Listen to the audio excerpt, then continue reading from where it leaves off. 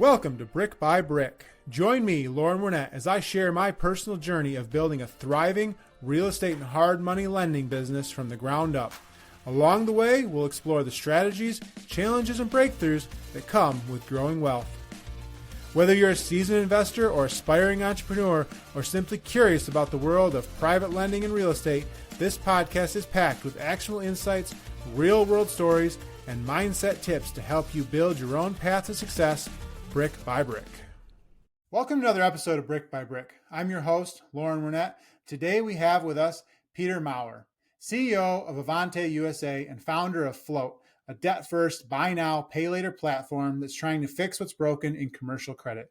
Peter has spent more than a decade inside banks and fintech like Capital One and Zip, and now he's leading Ovanti's push into the U.S. using real-time cash flow instead of credit scores to help everyday people afford what they need without getting trapped in revolving debt. Peter, thanks for being on the show today. Yeah, appreciate it, Lauren. I'm excited to be here. It should be fun. Yeah. I'm excited to learn more about Ovanti, which I think you just told me a second ago is being rebranded to Flote as you enter the U.S. market. And I'm also excited about this topic because on Brick by Brick and just in my daily life, we spend a lot of time thinking and talking about the commercial side of debt and finance and, how we fund a multifamily property or a new build or something along that line. So hearing a little bit more about the retail side and kind of what's going on in your world is going to be really interesting to me. Yeah, I think there's a lot of parallels in the systems and the models that are behind them at the end of the day, and how they work for or against certain types of consumers and businesses. So it'll be fun to discuss. Yeah. So we know where you're at now, right? CEO of Flote or Ovanti. How did you get into this? When did that start? And kind of, have you always had a passion for fintech and finance? What was your origin story into this? Yeah, my story, just like most people, I think to me at least, is very unique.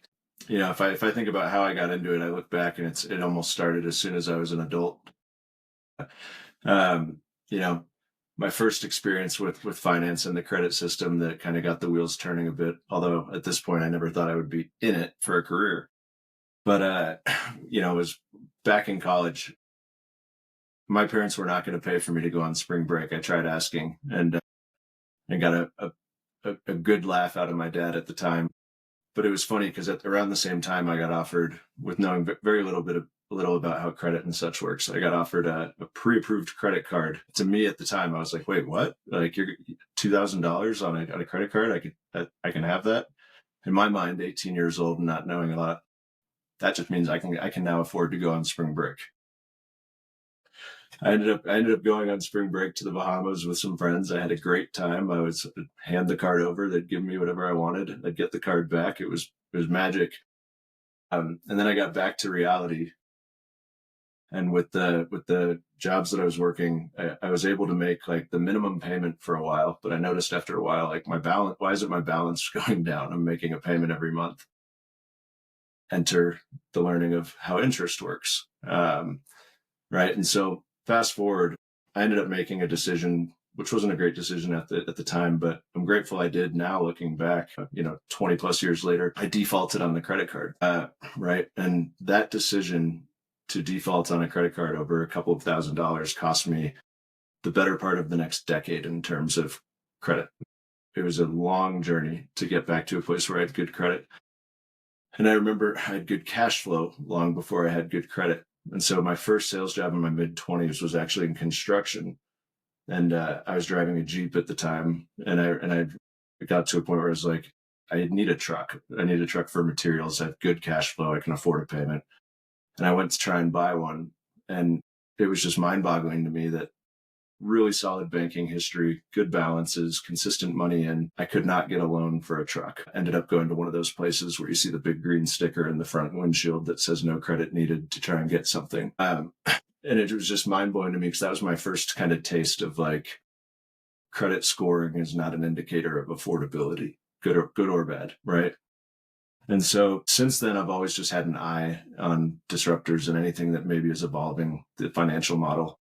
And it really hasn't evolved that much in the US, though it has elsewhere. But I ended up getting into payments originally on the payroll side, and then from there, no, I noticed that I'd read an article at the time that almost all of B2B payments in the US were still paper checks. I was like, well, that seems ridiculous. And so um, that was my first foray into real payments, was going to like Capital One and a couple companies like that and working on like accounts payable automation and commercial card. And in that process, I started to get, building out markets and teams, and I started to get an understanding of emerging technologies around things like open banking and cash flow analytics and how the credit system and model really works. And just continued to evolve the career through go-to-market, building out organizations in one form or another to payments. And it eventually led me into an opportunity with a BNPL company called Zip, where I was brought on to really scale up their US go-to-market engine and value proposition. And it was interesting just because they seemed to be the model at the time that was the best at approving lower credit score consumers.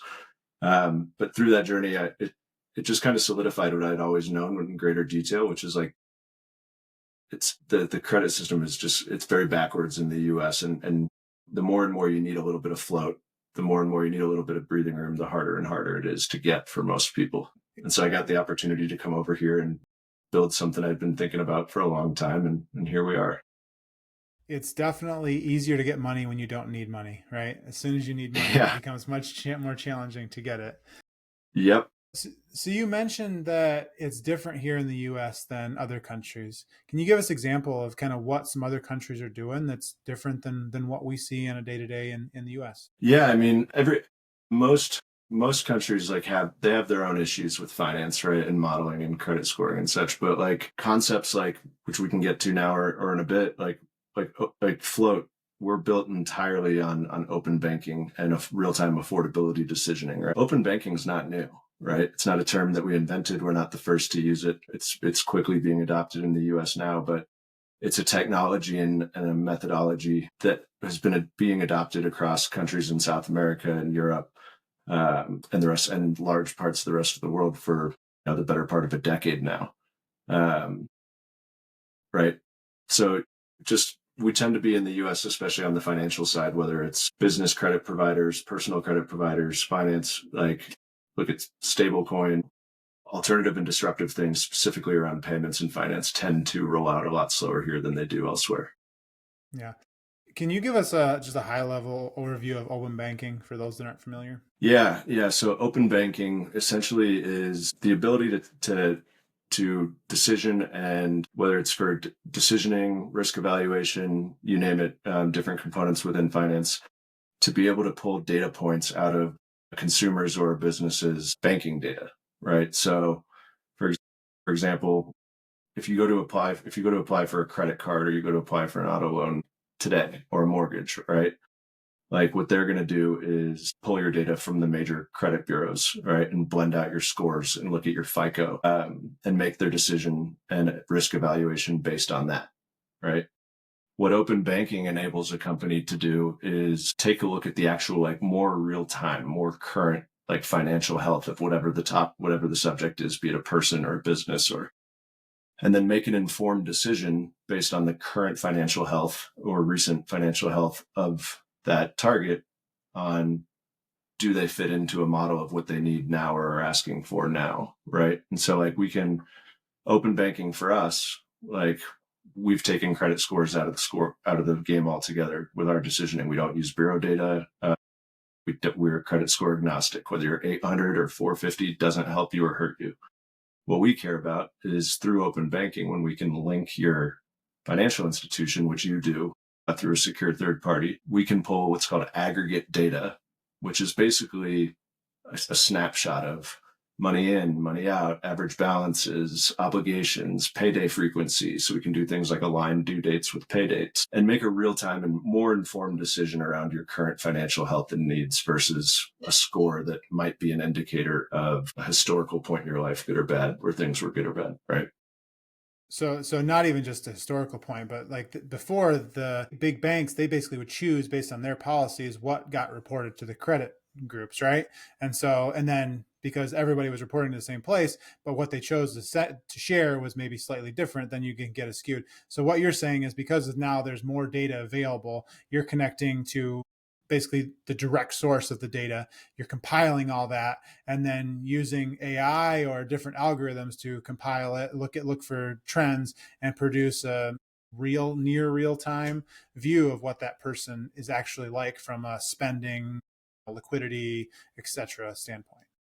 Yeah, like one of the analogies I think about in my head is like, imagine if you went to the gym today or you went to sign up for a race or something and you got disqualified from it because of the shape that you were in 10 years ago, right? It's like that is our credit system at its simplest form, right? Like what open banking and things like that enable us to do is evaluate you as you are today and say, is this person healthy enough to run the race? Right? Not how healthy were they 7 years ago or what's an average of their health over the last 10 years that we know about. It's where are you at today? And can you do what you're trying to do today? Right. So there's plenty of people with 800 credit scores that should not be given another dollar of debt, but they can get it anytime they need because they've been able to manage their minimum payments for long enough. Yeah. Is there any concern with this open source or open bank system that you're not going to, like, you're going to pick up, there's going to be a lot of volatility, right? That you're not going to pick up on because you're looking at real time versus with the credit system, like you flatten out all that volatility and you say over the course of time, this person is or is not a good, good risk. Yeah, it's a good point. So like with open banking, what we can do is pull like the aggregate of a period of time. So like what we care about most is like we could pull historical banking data, basically almost as old as whatever the account or accounts that you're wanting us to evaluate are. The biggest thing for us is like for us, we look at a 90-day snapshot. If you were a business that we were trying to approve, we might look at 180-day or something snapshot. I think the future is a hybrid, right? Where it's not legacy FICO scoring necessarily, but it is looking at some historical patterns like for bigger stuff. If it were to go into mortgages or auto lending or such, it's like you might want to consider like year-end statement balances or other things, tax filings and such, in addition to just your current financial health. But for us, we can get pretty much what we need with open banking to look at the last 90 days, and then we can kind of monitor it ongoing to see if something changes. But we're not looking for huge amounts of volatility. So like if we see that last month you had 1,000 and this month you have 5,000, well, we're not going to decision you based on 5,000, right? We're going to decision you based on blended averages and a lot of other criteria. How old is the account, right? How many times has it been overdrawn? Things like that. But to me, it really is just like, it's more of like a heart monitor or an EKG in terms of health versus just looking at old photos, right? Yeah, it makes sense. So do you think that this open banking philosophy is, who is it benefiting the most and who is it, there's always a winner and a loser. Who's losing the most from this strategy versus the old strategy? Well, I don't necessarily. I think there's winning the most, but as with anything, right? Like when things evolve, sometimes slower than they need to, it forces people or businesses or systems that were built on the old ways to adapt or exist. And so, do I think the credit bureaus, in terms of the TransUnions and the Equifaxes and the Experians, are going away if open banking becomes the next way to decision people and businesses? Absolutely not. Like they're going to figure out a way. They're going to have to figure out a way to, and then some of them are already working on it. Alternative scoring to credit, because credit just doesn't work. But like I think the winners are the end users, right? So for me, it's 3 years from now. I don't think our biggest challenge, I hope, is fending off the next generation of companies that are doing it the same way we did it, but with new ideas. And I don't think it's going to be necessarily the legacy providers. But I think about the fact, like, I'll give you a crazy stat. In the US, between the gig worker economy, expats, immigrants, new to credit 18 to 25-year-olds, and then people with credit history, but it's just subprime, so a 620 credit score or below, you've got a combined population of no less than 150 million adults, right?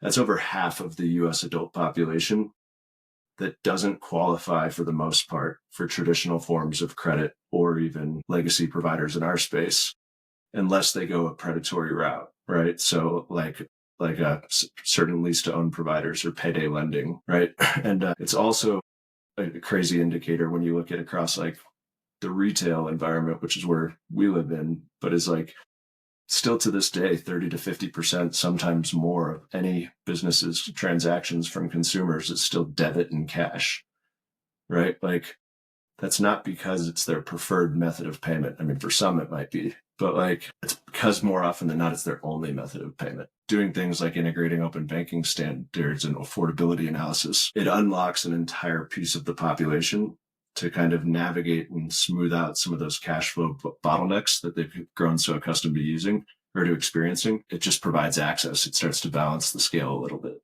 Yeah, it makes sense. Do you see, or has there been any talk about like the kind of dark side that this could lead to? Because when I think about this, I think it sounds great. Like everybody knows that the credit score is not the best, right? When I was making less money but had a W-2, I was far more bankable than now when I make more money and have my own business, right? Which is just Yeah. asinine. But the other side of that is if anybody has access to that level of data, now you have the opportunity for higher level oversight of someone's personal spending than what maybe we don't want them to have. Like all of a sudden a creditor's calling me and saying, hey, I saw you went to Wendy's, you owe me X amount of dollars, you shouldn't be spending your money on fast food, here's a grocery store, go get some ramen. Yeah. Yeah. It's a good call out. I mean, with everything, you have to have protections and measures in place. I mean, this is why, I'm very glad that there's so much regulation in the U.S. at the state and federal level. Why we have organizations like the CFPB and such that are out there to protect the consumers and make sure that they're not getting taken advantage of too far. I do think it's something we always have to be mindful of. That being said, with open banking, it's not like if you apply to let us take a check into your financial health, right? And make a decision based on your affordability. It's not like then at that moment, then we have a camera on your bank account, right? We can't see, we would go out of business if we were trying to watch what you were doing at all times. The other thing is it gets passed into our decisioning models and into decisioning models by other open providers through third-party aggregators, which are like Plaid, if you've heard of them, or Finicity, right? And so what they do is they pull the aggregate data.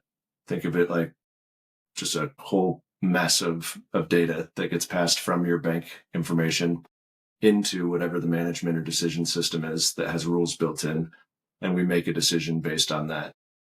Anytime moving forward that we want to look at your account, we can never go in and look at your account, but we would have to do what's basically a manual refresh where we would have to, through that third party, pay to pull that data again one more time. So I think it's a really good question, but there's a lot of controls in place. Like the last thing we want people to be thinking is that this float company now has a lens into my bank account 24/7. It's just not the case.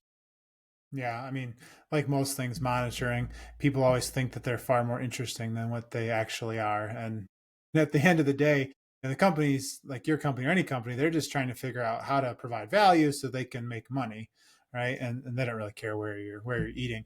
Now, you could take that a step further and say, now there is an option somewhere along the ways where that anonymized data becomes useful from a marketing standpoint so that you could be marketed to, or that geography could be marketed to in a different way based on buying trends, but they already have a lot of that data just from POS systems that the retailers are holding. I mean, like most of the data, the second you signed up for a Facebook account, you gave away permission to market all your data around Most of your life. Yeah. Yeah. The 100-page, just six point font that none of us have ever read in the social media disclosures. That they change all the time and we still don't read. So yeah, the nice thing in the US, where we can be slow to adopt innovative payments technologies and stuff, is we are so incredibly heavily regulated at both the state and federal level. Most of the open banking data providers, so think of them as like the bridge between the vendor or the tech company, us, and the consumer. So Plaid, Finicity, the MasterCards of the world, Visas, like they have very clearly in their partnerships and terms agreements that like we can't sell the data that we get through that, right? For us as a business, one of the things that could be really valuable data wise is not consumer data. Like we have to protect consumer data at all costs, but it's as we're building out and as we're scaling up, like things like the next generation of like decisioning and underwriting that enables access to everybody, not just those with a score. Those decisioning models as they work and such can become very valuable in terms of sharing them out with other providers that want to replicate or do the same thing. Yeah, I mean, I got to believe that's incredibly powerful because the insurance companies would just take banking out. The insurance companies spend a ton of money on risk management and figuring out what those risk profiles are. Banking spends even more, trying to figure out what every not only person but every segment of every demographic group is going to do, and is that a good risk for their money? And so, just having the more data they can get is going to make that better, and theoretically should make them more efficient. Which will make them more profitable, which is good or bad depending on which side of that coin that you want to see. Yeah, 100%. So why now? Why is this coming to fruition now versus 5 or 10 years ago? Is this a technology? Was the technology the blocker that prevented it from getting here, or the regulations that now are coming about, or is it just like this is just the time that it came around? I think a lot of it is the time and adoption. If I think about like the first time I started to get a taste of like open banking and the value, I was at Capital One. We were building out their commercial card division. Small businesses, mid-sized businesses, large businesses would apply for a corporate card program through us, right? It would usually come with a high limit so that they could pay their accounts payable and invoices using a card instead of a check. A lot of small businesses and such couldn't qualify for that program because they didn't have 3 years of tax returns or they hadn't gotten to profitability yet, right? And it was very similar underwriting and decisioning model on the business as it is traditionally for a consumer. Then companies like Brex started to pop up, right? And I was paying very close attention to what Brex was doing. And they were one of the first. I don't know if they were the first, but they kind of took an open banking approach into small business and mid-business corporate cards, where they were basing it off the financial health of your bank. So if you were a startup that was 10 days old, but you had $1 million in funding that you had just received from a VC, you could get a corporate card through them and not have to, the owner didn't have to sign their life away or personally guarantee it, right? It was a cash flow and financial health based decision. They grew very quickly. X is now one of the largest corporate card providers in the US. And that was back somewhere around 2017, 18, that I had never heard of Brex, and overnight they were quickly becoming one of our biggest competitors, especially in small and mid-sized businesses for commercial card. And that was my first kind of light bulb where I was like, oof, like they could be onto something. Then you start hearing more and more about open banking, right? And it has to be adopted slowly. So like you see things like if you go to any budgeting app, or if you do any kind of like sports betting or anything like that, you'll see the option to link your bank account to fund it instead of having to enter your own details, right? That's open banking, right? That's Plaid, that's Finicity. That allows a customer to either move money from their account into another account without having to give their own account and routing number details and all of that. So it just has to like kind of slowly work its way in, but then you start to see larger scale adoption. So like really innovative, huge companies like MasterCard that are always trying to stay on the cutting edge of payments technology and invest in fintechs. They've got a whole open banking, open finance division now, right? And so it's those sorts of things that start to really, it's pretty normal actually when you think about it. Like open banking is in the US, not really more than about a decade old in terms of how it is today. And it's got to slowly work its way in. I guarantee you there were a lot of providers out there across the spectrum that saw open banking early, saw what it could potentially be, and went and tried to start businesses, and it was just wrong time. Wasn't ready yet.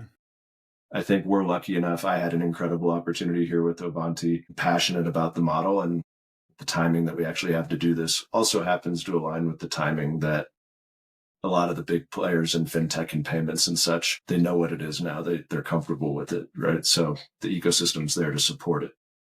Yeah, I mean, I can also believe that the big players, like, they could have brought it forward sooner, but they've had such that they've this like garden walls, right? You get enter into a bank as a customer, and once you're in there, it's a bit daunting to leave. You got to now figure out how to pull all your money out. You got to go start another thing, and now with this open banking, it becomes much easier to freely move your money from one system to another system, and it becomes much more locked into a bank and much more able to what bank has the best features, the best rates, the best whatever for my life, and I'm going to freely move about as I see fit. And so now these big companies can't, hoard their customers and hoard those dollars in there, and they've got to figure out how to add value in other ways to make sure that those customers stay.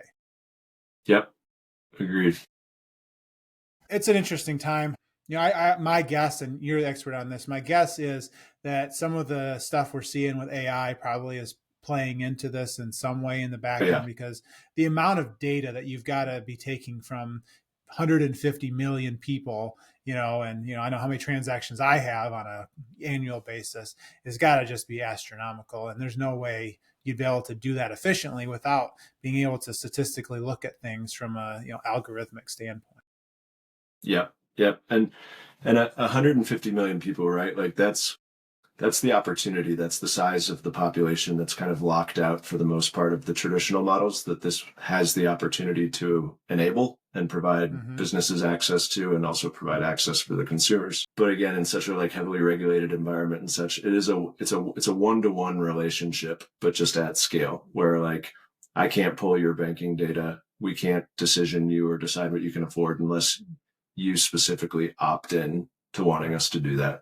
So, Right. but yeah, the amount of data is incredible. But also, us as a company and so many other companies out there, right? Like we're building a buy now, pay later platform on an entirely open banking, credit score agnostic, risk decisioning and underwriting platform, soup to nuts in 6 months, right? That's from first day coding to wide scale launch in the US on a very lean and agile team. We have a lot of partners out for development and such that we're working with, but like you could not have done what we are doing.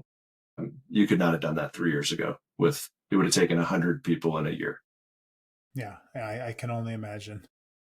Yeah, So let's actually jump into Float and what it provides, what the vision is for it, and the whole buy now, pay later is something we've been hearing a lot about for the last couple of yeah, years, right? I mean, even my wife is like, "Oh, I'll use." I don't remember what the thing she uses, for it. I'm like, "We have money. Why don't you just pay for it?" And she's like, "Well, but I can get it this way." And I'm like, "Oh, whatever."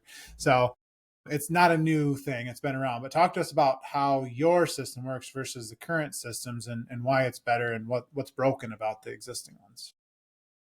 yeah. Well, and the existing ones work, right? And I almost think they were like proof of concept for the next generation of refinement, which is I think will be us and others. So like buy now pay later, I don't view the incumbent buy now pay laters as our competitors, right? The consumer base that we're unlocking, the things that we're trying to do are very different. But we are buy now pay later in the concept of kind of the consumer experience, where it's like you can acquire a service or a good today, right? But without having to eat up all your cash flow and spread it out over a short period of time. So in that instance, like, yeah, we're buy now, pay later. But when you look at the major providers of BNPL, you've got kind of the four big innovators, which is like Klarna, Affirm, Sezzle, Zip, right? Or Klarna, Afterpay, Sezzle, Zip. Affirm is interesting. They have a buy now, pay later business, but it's pretty small, I would say. And I love Affirm, but like I would say they're more of a traditional lender, right? Like if you can buy a $10,000 or $15,000 bike with a firm and spread it out over 3 years and have a fixed interest rate on it, that's not really buy now pay later. That's a loan. That's a loan. Yeah. That's a traditional long duration loan, but they're very good at that. But when you look at the kind of the incumbents, as I call them, like legacy providers, they came into the US. They're all built very much on similar models, right? So a lot of people don't think that they use credit score data. They very much use credit score data. It's just soft pulls, so it doesn't hit your credit.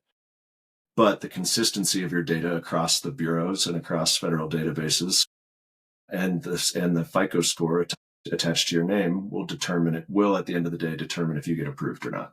Right. So the way I define it at a high level is like the incumbents, the legacy providers, they're very much on the same model. Purchase something today, split it up over a few payments, use a soft pull on the bureaus, use publicly available information to apply, name, date of birth, address, phone number.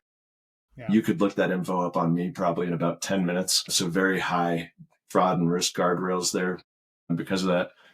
So I like to say, like, they're all in the same pool. They've just chosen different lanes to swim in, right? But of the same model, right? Klarna, Afterpay, Cash. Now, like, they want to help you get from, a Coach bag to a Louis Vuitton, right? Or get into a Peloton at-home bike trainer.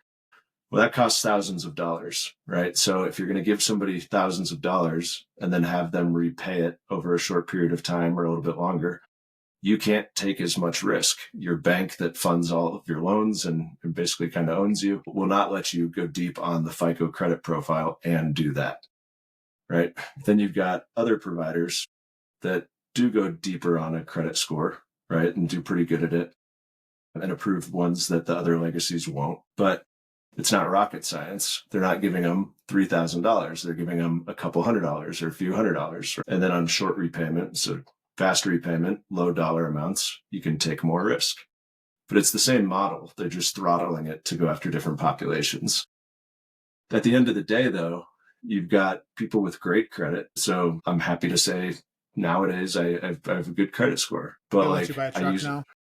Yeah, I can buy a truck now. And although I'll never buy a Ford.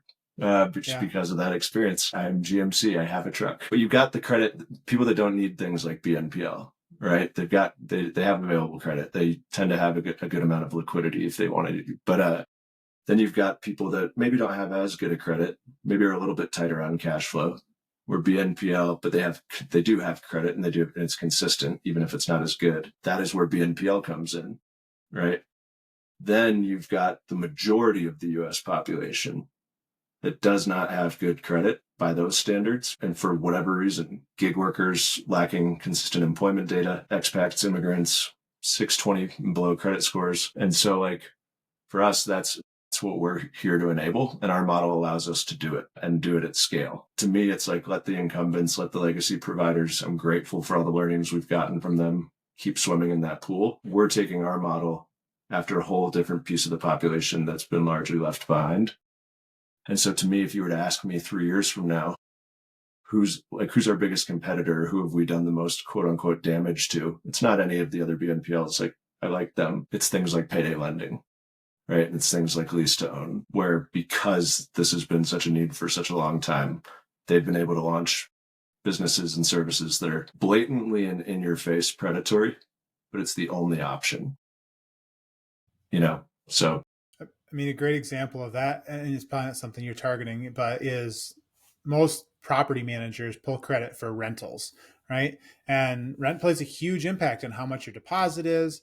And a lot of the times, like I used to own, I had 85 rental properties at one point, right? And you have somebody that they have a good job, they have a couple of kids, but they have like 530 credit score. And you're like, I have to take a huge deposit or I can't even put them in because of the credit score. They have a good job. And so it's like those type of things that just become blockers for people to get themselves out of a hole because they can't find a good house to live in.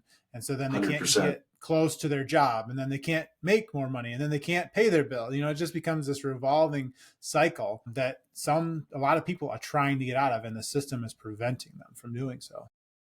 It's people, even, I remember like you have 2 paychecks a month, right? Your rent is going to eat up one of them entirely.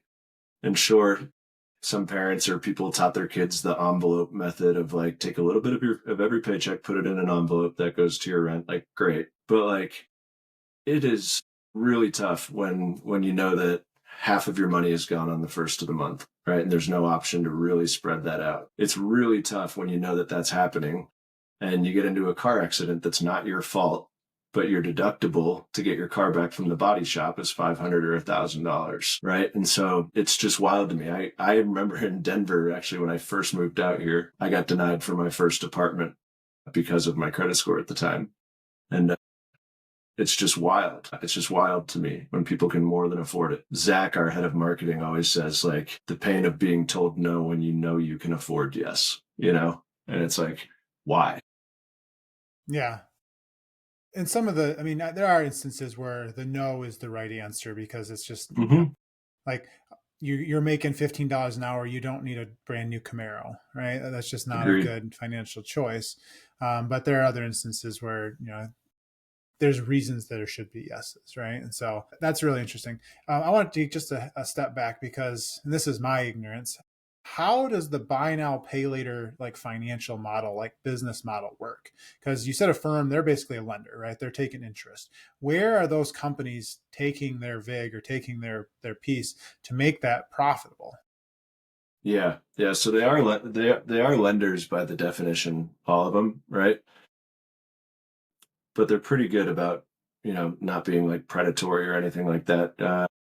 But there's fees associated with it. So the buy now, pay later model is essentially this merchant providing a good or a service, right? Has customers that would like to be able to transact, but maybe can't, or can transact, but maybe they could spend a little more if they could spread it out, right? So somebody buys an iPhone, they don't buy the case or they don't buy the AirPods because they can only afford the phone at that moment, right?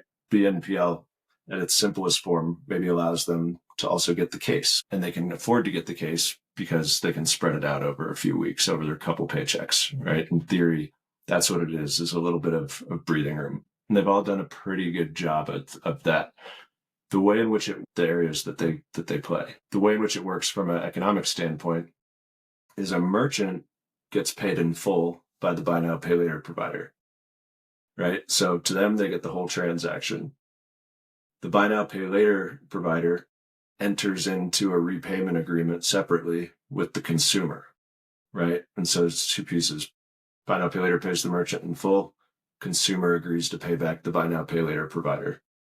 The buy now, pay later provider, because they did underwriting and such on the consumer, absorbs all the risk. So if the customer doesn't pay them back, the merchant's still good to go. So it's a good value proposition for the business. And it's basically just a way to allow customers to purchase things that they may otherwise shy away from. But where I think there's reputational risk, and rightfully so, is when you're using things that are, are at their core meant to enable you to purchase the things that you need or deserve access to on a daily basis, not to go get a $3,000 handbag, right? Or a Peloton bike. I think there's a lot of scrutiny around buy now, pay later, and rightfully so, because people see that as like, are you saying that this person couldn't afford that luxury item, but now with you they can, and you're actually maybe putting them into a risky situation? I think there's providers that have need to think twice about that, and then there's others that are just trying to enable a consumer base that needs a little help. But that's how the model works. So the merchant's getting the full 100%. So they're not even taking like the 1 or 2% that a credit card would take on that. Yeah, that's a good call out. So yes, the merchant pays depending on how they're set up with the buy now pay later provider. The buy now pay later provider is basically just another payment method similar to a credit card. Okay. So the merchant's paying a basically called a processing fee or a merch or a in the industry it's called an MDR, merchant discount rate. So that's where the buy now pay later provider will make a good chunk of its revenues off that transaction. The other thing though is charging the consumer. While they may not, like some of them claim to not have interest rates, right? But they actually charge installment rates if you're a lower credit risk profile, where you enter into 4 or 6 or 8 installments with the buy now pay later provider, zero interest, but you're going to pay $1 to $4 per installment. Well, if you were to convert that into an APR, it's an astronomical APR. They charge late fees. So there's ways in which they're monetizing the consumer. It's not predatory per se, but it's also not entirely transparent. And so that's one of the things with our model is we don't charge late fees, we don't charge interest, we don't charge installment fees. It's like right on the gray line of predatory for people that are not financially literate, right? Because you're saying, "Oh, I can't afford $1,000. I can afford $60 though." right? Over 10 payments. And, all of a sudden your paycheck just keeps doing this every month, right? Because you got all these payments. Yeah, yeah, and you want to be mindful about how they're managing multiple of them, like some people are with credit cards and getting themselves into trouble, right? Where it's like, sure, you may only have $50 from their next four paychecks going to one, but if you have $50 from your next four paychecks going to three of them, then that's a little different, right? Do they report back so that I mean, other than open banking, but do they report back so that there's a record of all of those things that the customer's involved in? Or has it become kind of this black box of, I don't know how many buy now, pay laters they have going currently? Yeah, it's interesting. Currently today that I'm aware of, other than maybe like a firm, or if one of them's doing like a year long-term loan with you, they might report that to the bureaus if you don't pay or pay. But for the Mm-hmm. most part, the NPL providers don't report to credit bureaus. So the repayment history and stuff kind of stays within a black box. Now there's rumors that could change in the next year or two or three, but we'll see. So yeah, it does kind of live within a black box. And one of the things that excites me most about open banking, and when we're actually trying to enable someone's financial health, is if they want us to, we can in the future within our app, like we want BNPL to be a product within our ecosystem. We don't want it to be our ecosystem, right? Mm-hmm. So like with open banking, I love the idea of where a consumer can get real-time insights on how are you measuring up against peers in similar cash flow situations and such across the US. Red, yellow, green, and why. Here's the type of categories that you've been shopping at. You might like it could probably help you out a lot if you reshifted these categories or focuses, right? And so here's what you've got outstanding across BNPL providers. So you might want to tone it down a little bit. And we like for us with open banking, we want to create that like financial wellness ecosystem where in the event you have an expense that you deserve or need to cover that within responsible amounts, we're not going to be giving thousands of dollars. We're there to help you spread it out, but that's about it. Yeah. I think that makes sense. And for the people that are going to look at that responsibly and do things, I think that it would be a great tool, right? But like any tool, there's always people that misuse anything. And 100%. no amount of dashboards are going to make those people more responsible. It's just unfortunately the way things are. So, I agree, but I think there's things that providers can do. One of the things that we've been saying a lot internally at our company lately is like financial innovation does not have to mean financial exploitation, right? And we can do the right thing on behalf of consumers, right? So, for example, one of the buy now pay laters got a pretty nasty article written not too long ago, and full transparency, I think they got a little bit of a rough shake on this article, but it was when they had integrated with one of the food delivery platforms. And the news article that came out was like, you can now spread your burrito over 6 weeks. And and I got a chuckle out of that. But at the same time, it's like, I don't remember the last time I ordered DoorDash for my wife and I, and it was $6 burrito. It's usually like $50 to $100.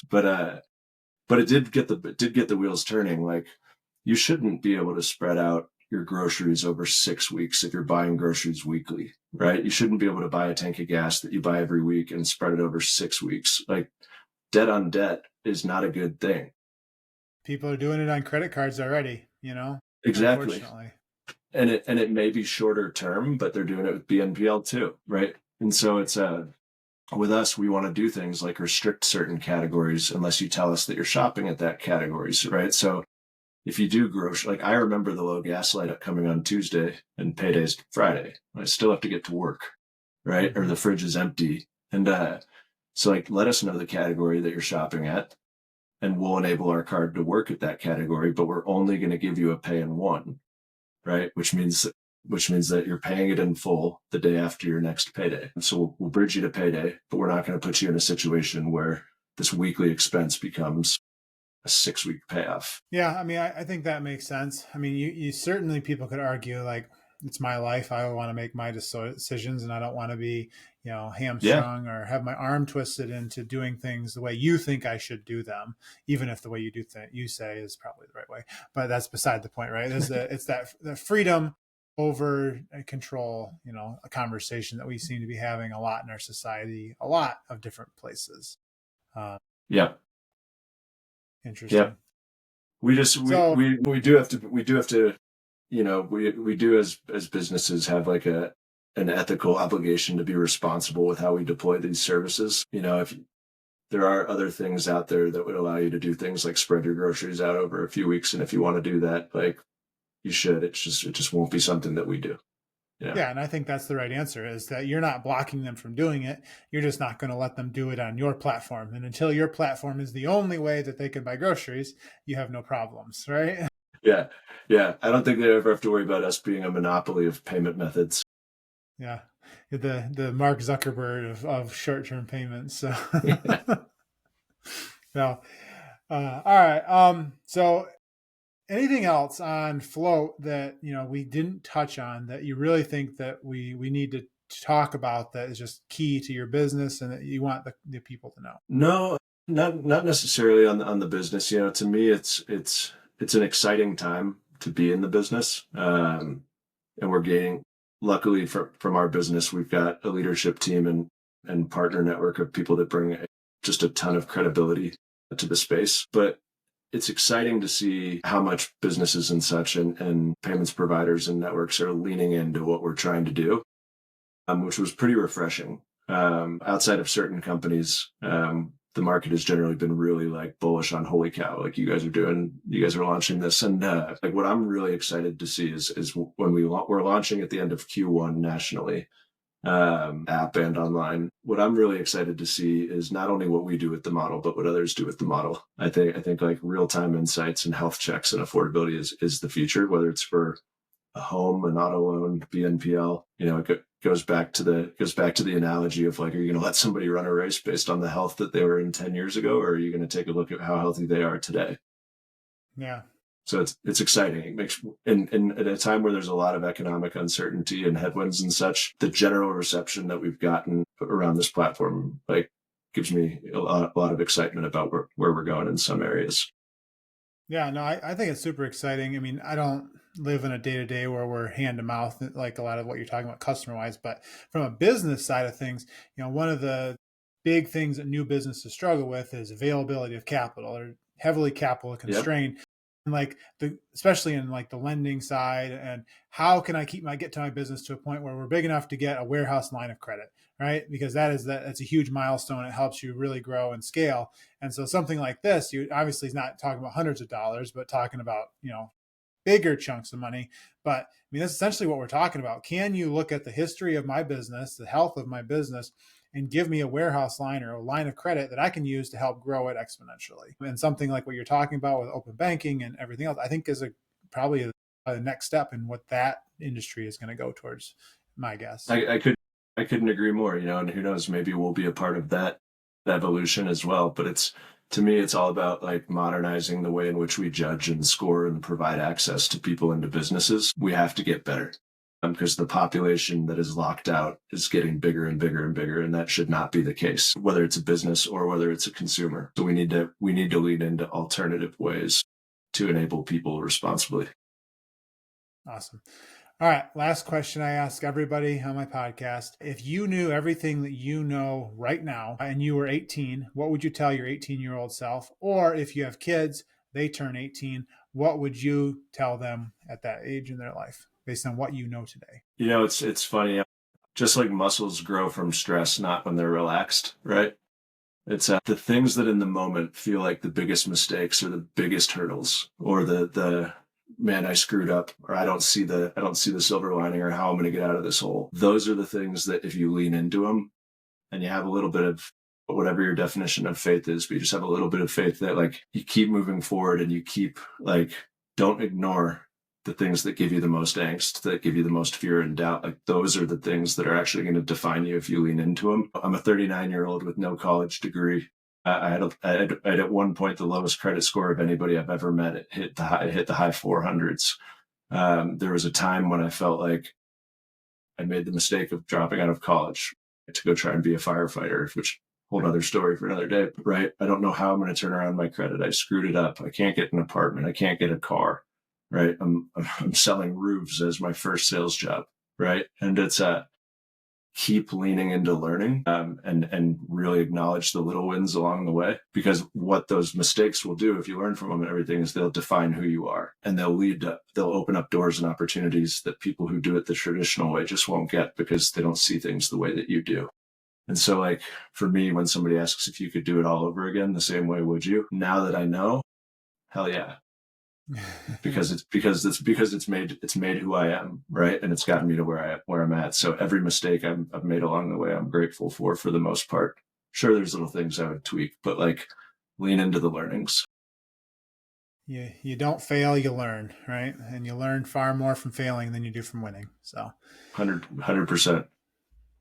All right, Peter, if anybody wants to reach out and learn more about Flote or about you, or just connect, they heard something that they really liked, how can they get a hold of you? Yeah. So, I'm an open book.